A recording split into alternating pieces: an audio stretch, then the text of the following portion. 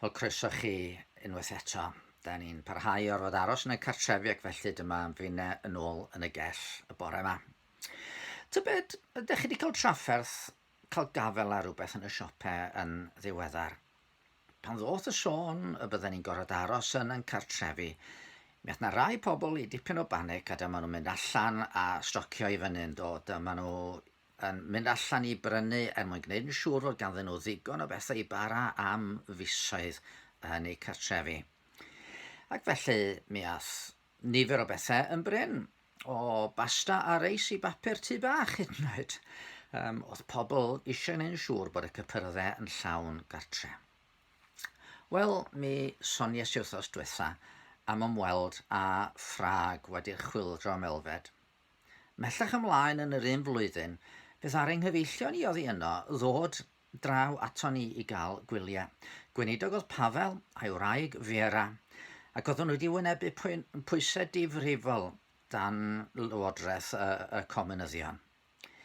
Roedden ni wedi llwyddo i gael lle iddyn nhw aros am bythefnos mewn tŷ oedd yn digwydd bod yn rhydd a hwythau felly'n gallu ymlacio a gorffwys heb bryder.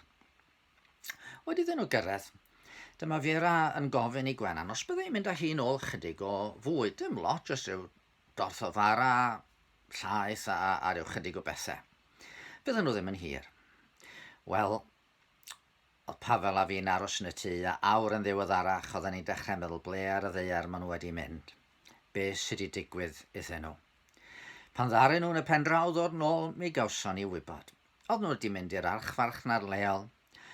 A Fiera wedi arfer efo'r silffoedd dan y comunyddion oedd yn aml yn wag a'r bwydydd yn bryn.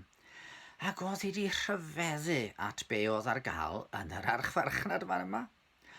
Oedd yr amrywiaeth yn rhyfeddol, gwahanol mathau o fara, gwahanol mathau o gawsiau, menyn, cigoedd, jamiau. Doedd hi erioed wedi gweld y fath gyfoeth o fwydydd.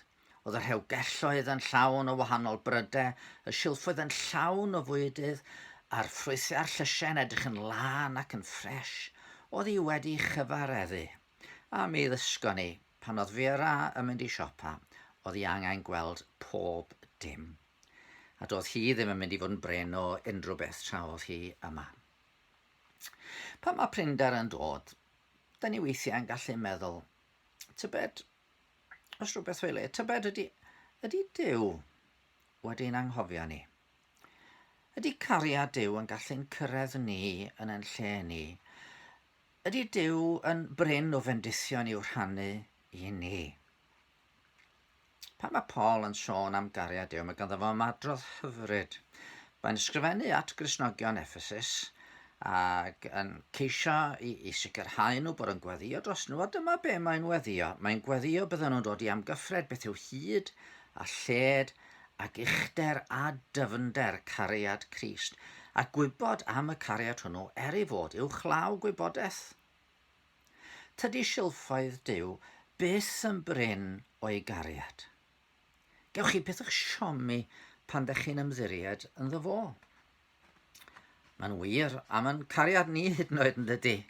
Pan anwyd yn plentyn cyntaf, fe lanwyd yn calonnau ni a chariad tuag ato. Fedre ni ddim i garu o'n fwy nag oedden ni. Pan anwyd yn hael blentyn, doedden ni ddim rwan yn gorfod rhannu'n cariad, fel bod Steffan yn cael hanner yn cariad a Heledd yn cael yr hanner arall. Na, oedden ni dal i garu Steffan gymaint ag erioed, ond oedden ni rwan yn caru Heledd hefyd gymaint ag y gallai hi gael ei charu. A'r un peth yn digwydd pan anwyd gwawr y drydedd i ni. A phan drown ni at gariad Duw, fe welon ni nad oes angen pryderu am brinder. Mae Paul mewn man arall yn dweud, nid arbedodd Duw ei fab ei hun, ond ei draddodi i farwolaeth trosom ni. Ac os rhoddodd ei fab, sut y gall beidio rhoi pob peth i ni gydag ef.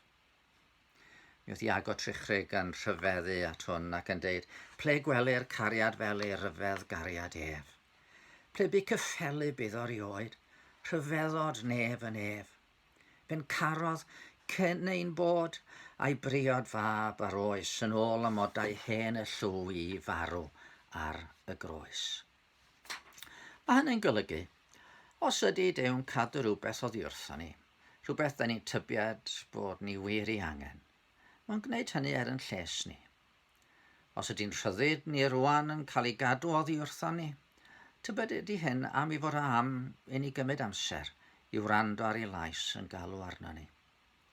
Os da ni ddim yn cael mynd allan i weld yn ffrindiau a'n teulu, tybed ydy am yn bod ni wedi cymryd llawer yn ganiataol.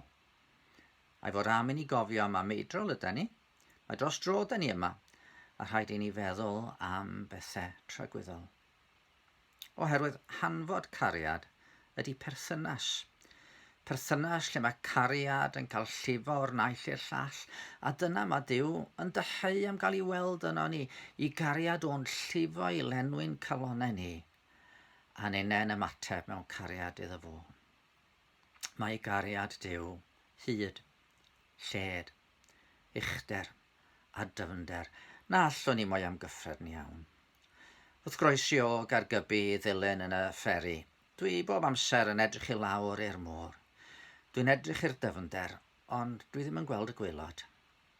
Neithiwr o'n i'n edrych i fyny ar y sêr. Roeddwn i'n edrych i'r uchelder, ond fedrwn ni ddim gweld y pen draw.